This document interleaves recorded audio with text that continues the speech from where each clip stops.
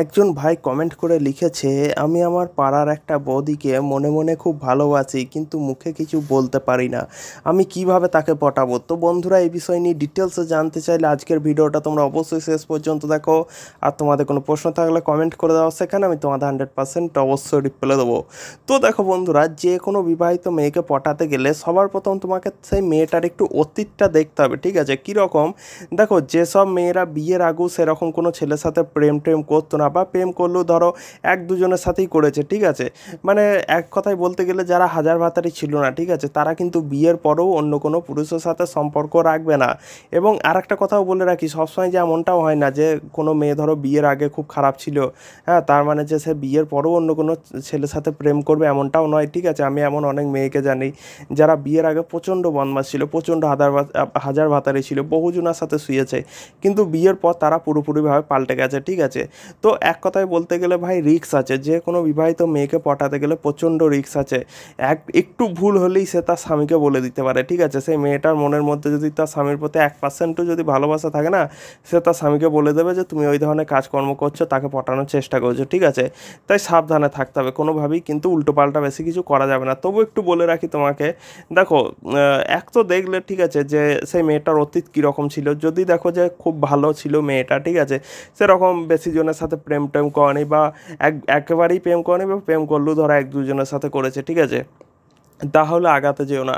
আর যদি দেখো যে তোমার ওই পাড়ার মেয়েটা ধরো, মানে বৌদিটা অনেকজনের সাথে আগে প্রেম করতো, তাহলে তোমাকে যেটা করতে হবে সেটা হচ্ছে ফেসবুক আছে নাকি দেখতে হবে, ফেসবুকে ফ্রেন্ড রিকোয়েস্ট পাঠাতে হবে, ঠিক আছে? এবং তারই সাথে দেখতে হবে যে তুমি যখনই মানে বৌদিটার সামনে যাবে না, একটু চোখাচোখি করার চেষ্টা করতে হবে, তার চোখের দিকে তাকিয়ে থাকতে হবে এবং দেখতে হবে যে সে কীরকম রিয়াক্ট করে, ঠিক আছে, কীরকম রিয়াকশান দেয়। যদি দেখো যে তুমি যখন তার দিকে তাকাচ্ছ, চোখে চোখ রাখছো, সেও তোমার দিকে তাকিয়ে আছে, সেও মুচকি মুচকি হাসি দিচ্ছে, ঠিক আছে, হ্যাঁ, অথবা কখনো কখনো সে তোমাকে দেখে চোখ উস্কাইছে, বা তুমি তাকে চোখ উস্কালে বা চোখ ঠেলা মারলে সে কিছু বলছে না, হ্যাঁ, তাহলে তোমাকে বুঝে নিতে হবে যে পজিটিভ সংকেত। এবং তারই সাথে সেই মেয়েটা যদি তোমার ফ্রেন্ড রিকোয়েস্টটা অ্যাকসেপ্ট করে নেয়, ঠিক আছে, তাহলে এই সব জিনিসগুলো হচ্ছে পজিটিভ সংকেত যে হ্যাঁ, মেয়েটা পড়তে পারে, মানে হ্যাঁ, তুমি তার সাথে প্রেম ভালোবাসা শুরু করতে পারো বিবাহিত মেয়েটার সাথে, ঠিক আছে?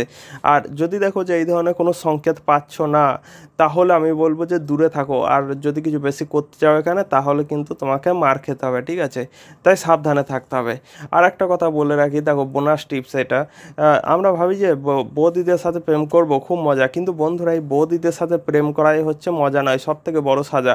এক তো যদি জানাজানি হয়ে যায়, ঠিক আছে, তাহলে গোটা সমাজে, মানে তোমার পাড়া, তোমার এলাকা, পুরো অঞ্চলে তোমার এমন নাম খারাপ হবে যে অন্য কোনো ইয়াং মেয়ে তোমার সাথে প্রেম করতে চাবে না, বা ভবিষ্যতে তোমার বিয়ে পর্যন্ত হবে না, ঠিক আছে? যদি জানতে পারে না মানুষজন যে তুমি বিবাহিত মেয়েদের সাথে প্রেম করো, তাহলে কেউ তোমাকে বিয়ে করতে চাবে না, অন্য কোনো মেয়ে বা অন্য কোনো মেয়ের বাবা তোমার সাথে বিয়েও দিতে যাবে না।